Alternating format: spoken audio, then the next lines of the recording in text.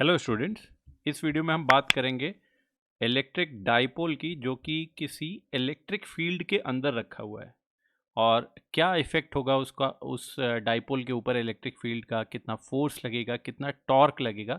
इन सारी चीज़ों के रिजल्ट डिराइव करेंगे हम लोग। और ये आपके स्कूल के पार्ट के लिए भी बहुत इंपॉर्टेंट है, डेरिवेशन वाला पार्ट।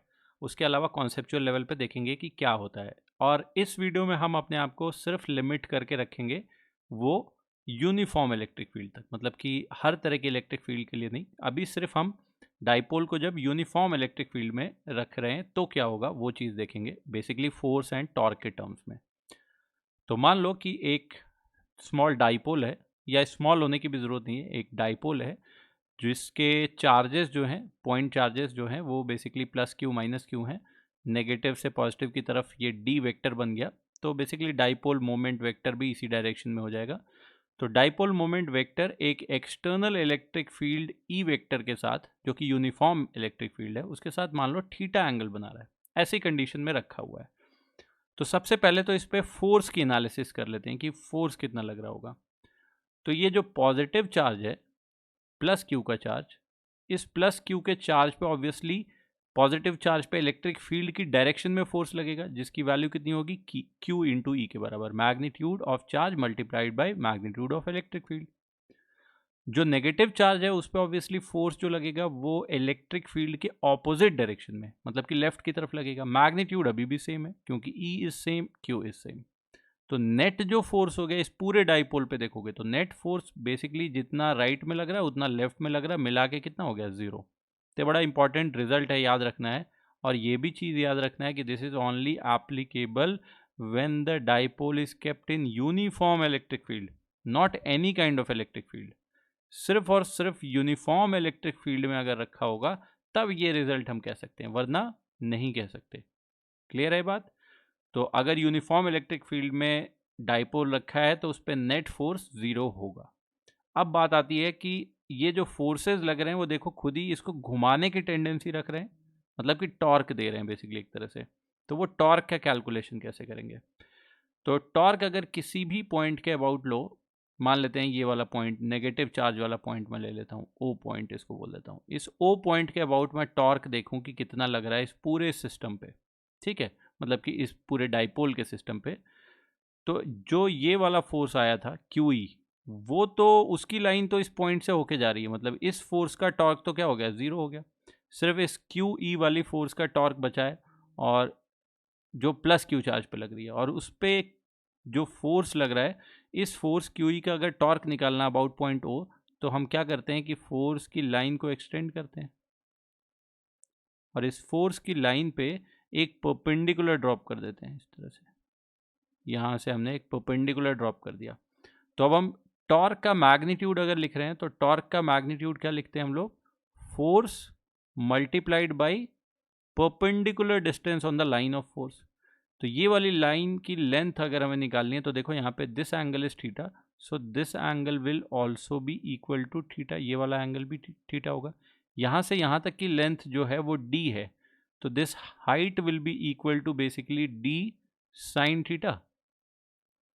तो जो परपेंडिकुलर डिस्टेंस है ये कितनी आ रही है, डी साइन थीटा, और जो फोर्स है वो कितना आ रहा है, क्यू ई।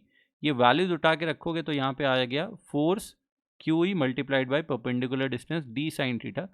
इसी टर्म को अगर मैं रीअरेंज करके लिखूं तो ऐसे भी लिख सकता हूँ, Q into D multiplied by E into sine theta. Q into D basically क्या हो गया, डाइपोल मोमेंट हो गया, charge multiply by distance between them. तो ये डाइपोल मोमेंट अगर पी लिख रहा हूँ तो पी हो गया, तो ये आ गया term P E sine theta. ठीक है, ये तो आया magnitude of torque, this is basically magnitude of torque. और मैग्नीट्यूड ऑफ टॉर्क अगर ये है तो टॉर्क भी एक वेक्टर क्वांटिटी होती है, इसको हमें वेक्टर के टर्म में अगर एक्सप्रेस करना हो तो दिख ही रहा है P एंड E वेक्टर्स के बीच का एंगल थीटा है, और यहाँ पे टर्म साइन थीटा की आ गई, तो बेसिकली एक क्रॉस प्रोडक्ट वाली चीज़ बन जाएगी। तो यहाँ से बन गया P क्रॉस E। अब देखो दो चीज़ें हो सकती थी कि टॉर्क का मैग्नीट्यूड अगर P साइन थीटा है तो torque vector could have been इधर P vector cross E vector और minus of P vector cross E vector, या सिंपली बोलो कि E vector cross P vector.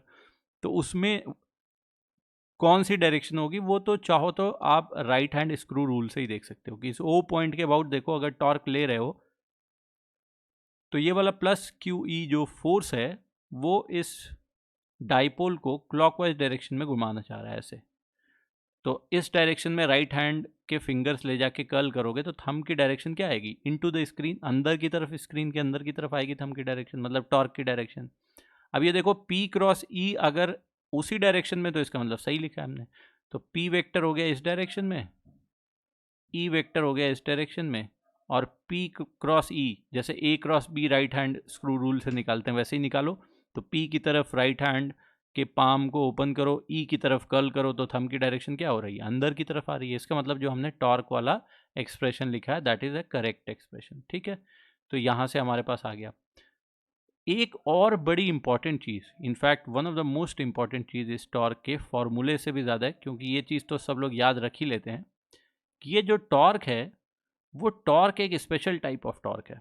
जैसे नॉर्मल कंडीशन में आप मैकेनिक्स में जब भी पढ़ते हो तो देखते हो कि डिफरेंट डिफरेंट पॉइंट्स के अबाउट एक ही फोर्स का टॉर्क अलग अलग हो सकता है, हो ही जाता है। बट अगर मैं सिर्फ इन दोनों फोर्सेस की बात करूं तो इन दोनों फोर्सेस का टॉर्क किसी भी पॉइंट को मैं ले लूं, कहीं पे भी ले लूं पॉइंट, हर पॉइंट के अबाउट सेम आएगा। वो स्पेशल कंडीशन जब होती है जब हम बोलते हैं कि उस बॉडी पे कपल लग रहा होता है। कपल क्या होता है, बेसिकली एक बॉडी ऐसी है जब हमारे पास इस पे इक्वल एंड ऑपोजिट फोर्स लगते हैं, equal and opposite forces, opposite direction में और इक्वल मैग्नीट्यूड में। तो मैं चाहे जो भी पॉइंट ले लूँ, ऐसे ले लिया मैंने दो फोर्स जिनके बीच की डिस्टेंस अगर d है, तो मैं अगर ये वाला पॉइंट ले लूँ a, इसके अबाउट टॉर्क देखो, पहले वाले का 0 हो गया, दूसरे वाले का कितना हो गया, F इंटू डी, किस सेंस में, ऐसे आया। ठीक है, दूसरा पॉइंट ये ले लूँ b पॉइंट, इसके अबाउट टॉर्क निकालूँ तो इस दूसरे वाले का 0 हो गया, अब पहले वाले का कितना आ गया, F into perpendicular distance d, वो भी इसी सेंस में। चाहे बीच में पॉइंट ले लूँ मैं, ये डिस्टेंस को बोल दूँ x1, ये डिस्टेंस को बोल दूँ x2, तो देखो इस वाले पॉइंट C पॉइंट के अबाउट निकालूंगा तो A पे जो फोर्स जा रही है उसका कितना हो गया, F into x, same direction clockwise. B point के अबाउट और B पे जो फोर्स लग रही है उसका कितना हो जाएगा, F इंटू एक्स2। तो दोनों की वजह से सेम डायरेक्शन में, क्लॉकवाइज डायरेक्शन में, तो F basically x1 plus x2 आ गया, which is also equal to F into D. तो दिख रहा है ना कि हर एक पॉइंट के अबाउट टॉर्क जब कपल लगता है तो कोई भी पॉइंट चूज कर लो, हर पॉइंट के अबाउट टॉर्क क्या आता है, सेम आता है। तो ये चीज़ भी बड़ी इंपॉर्टेंट है प्रॉब्लम सॉल्विंग के हिसाब से, क्योंकि बाद में तब कंफ्यूजन होती है कि सर टॉर्क का फॉर्मूला तो याद है, P vector cross E vector, but किस पॉइंट के अबाउट इसे लगाएं। तो आप जिस पॉइंट के अबाउट आपका लगाने का मन है उसके अबाउट लगाओ, हर पॉइंट के अबाउट।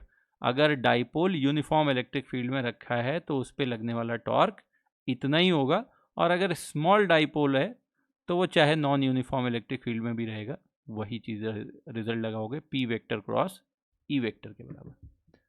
अब देख लेते हैं एक और कंडीशन कि चलो इस डाइपोल को हमने रख दिया, मान लिया कि ऐसे रखा हुआ है यूनिफॉर्म इलेक्ट्रिक फील्ड में, फोर्स 0 लग रही है, टॉर्क लग रहा है, मतलब घूमने की टेंडेंसी है, सेंटर ऑफ मास के एक्सेलरेशन की कोई टेंडेंसी नहीं है। बट अगर हम इक्विलिब्रियम की कंडीशन देखना चालू करें कि इक्विलिब्रियम कब होगा, तो इक्विलिब्रियम दो तरह का होता है, एक तो ट्रांसलेशनल, वो तो है ही इसमें, उसके लिए कंडीशन क्या होती है, एफ नेट इक्वल टू 0। तो ये कंडीशन तो एक डाइपोल जो कि यूनिफॉर्म फील्ड में रखा है वो तो फुलफिल हो ही रही है। दूसरी कंडीशन जो फुलफिल होनी चाहिए वो क्या होनी चाहिए, टॉर्क भी 0 होना चाहिए। और टॉर्क की वैल्यू हमने कितनी निकाली, P E sine theta. Obviously P non zero है, ई नॉन ज़ीरो है, तो साइन थीटा को ही 0 होना पड़ेगा। और साइन थीटा 0 कब होगा, जब थीटा की वैल्यू 0 हो या थीटा की वैल्यू पाई हो। ठीक है, तो इन दो कंडीशन में होगा, बट दोनों कंडीशन में जो इक्विलिब्रियम का नेचर है वो अलग होगा, वो बड़ी इंपॉर्टेंट चीज़ है समझना। तो इक्विलिब्रियम का नेचर में थोड़ा सा 11th का पार्ट मैं आपको रिवाइज कराऊं हल्का सा, जैसे एग्जांपल के थ्रू समझाता हूँ। मान लो इस तरह की एक बाउल है आपके पास, और इस बाउल के अंदर में सबसे बॉटम वाले पॉइंट पे आपने, स्मूथ बाउल है, इस पे ले जाके एक मान लो कोई छोटा सा ब्लॉक रख दिया, इक्विलिब्रियम में है ये, बिल्कुल सही बात। इसको थोड़ा सा मैं पुश कर दूं, चलो कि ऊपर चले जा, तो क्या होगा, अगर छोड़ोगे, पुश करके छोड़ दोगे, तो ये वापस अपनी इक्विलिब्रियम की पोजीशन की तरफ ही आने लग जाएगा ना। तो इस तरह के इक्विलिब्रियम को हम क्या बोल देते हैं, स्टेबल बोल देते हैं, जहाँ पे वो अगर अपने इक्विलिब्रियम की कंडीशन से स्लाइट उसको पुश किया जाए, स्लाइड डिस्प्लेस किया जाए, तो वो फिर से वापस अपने इक्विलिब्रियम की कंडीशन को रीगेन करने की कोशिश करता है। जस्ट इसका उल्टा करो, इसी बाउल को अगर आप अपसाइड डाउन रख दो और इसके टॉप मोस्ट पॉइंट पे ले जाके फिर से इस ब्लॉक को रख दो, स्लाइड पुश करो, अब ये ब्लॉक नीचे गिरने लग जाएगा, तो क्या इसके अंदर कोई वापस आने की टेंडेंसी है क्या? बिल्कुल नहीं। तो इसका मतलब ये टॉप मोस्ट पॉइंट पे था तो इक्विलिब्रियम में, बट वो इक्विलिब्रियम बहुत ही अनस्टेबल है, मतलब हल्का सा भी डिस्टर्बेंस हुई कि वो इक्विलिब्रियम जो है ख़त्म हो गया, वापस अपनी इक्विलिब्रियम पे नहीं आएगा, तो ये अनस्टेबल हो गया। तो यहाँ पे जो दो थीटा की वैल्यूज़ आ रही हैं 0 एंड पाई, एक में उसमें से स्टेबल इक्विलिब्रियम होगा, एक में अनस्टेबल। चाहो तो ये आप खुद करके देखो यहाँ पे पॉज करके कि किस में स्टेबल आएगा, किस में अनस्टेबल आएगा। चलो अगर आपने कर लिया तो यहाँ पे बता देता हूँ basically, theta equal to 0 degree के लिए स्टेबल इक्विलिब्रियम आएगा और थीटा इक्वल टू पाई के लिए अनस्टेबल इक्विलिब्रियम आएगा। क्यों आएगा करके भी देख लेते हैं। मान लो इधर हो गया हमारे पास electric field vector E vector, 0 degree वाली बात कर रहे हैं, मान लो ऐसे हमने इसी की डायरेक्शन में डाइपोल मोमेंट भी वेक्टर रख दिया। अब क्या करते हैं, डाइपोल को थोड़ा सा एंगल दे देते हैं, तो डाइपोल को थोड़ा सा एंगुलर डिस्प्लेसमेंट ऐसे थीटा दे दिया। ये वाला पॉइंट पे चूंकि पॉजिटिव है, ये वाले पॉइंट पे नेगेटिव है, तो पॉजिटिव पे फोर्स फील्ड की डायरेक्शन में और नेगेटिव पे फोर्स लग गई फील्ड की डायरेक्शन के ऑपोजिट ऐसी। तो अब देखो कि तुमने थीटा जो दिया है वो दिया है एंटी क्लॉकवाइज डायरेक्शन में, बट जो टॉर्क लग रही है that torque is acting in a clockwise direction, तो वापस अपनी कंडीशन को रीगेन करना चाह रहा है, मतलब कि जीरो वाली कंडीशन जो होगी वो कैसी होगी, स्टेबल की होगी। और पाई में यही काम करके देख लेना कि उल्टा हो जाएगा तो अनस्टेबल की कंडीशन होगी। तो इसके बाद जो है प्लेलिस्ट में आप चेक करना, इसी पे बेस्ड कुछ प्रॉब्लम्स भी करेंगे हम लोग, 3 4 5, और इसी तरह से आप डिफरेंट चैप्टर्स की भी प्लेलिस्ट देख सकते हो। अगर आप पहली बार ये देख रहे हो यहाँ पे, तो आप प्लेलिस्ट को प्लीज़ चेकआउट करो, और अच्छे से ऑर्गेनाइज तरीके से यहाँ पे कंटेंट रखा है मैंने बेसिकली एक लीनियर ऑर्डर में, जिससे आप फॉलो कर पाओ। और शेयर करो, सब्सक्राइब करो, कुछ लिखना है, कुछ बताना है तो वो भी बताओ।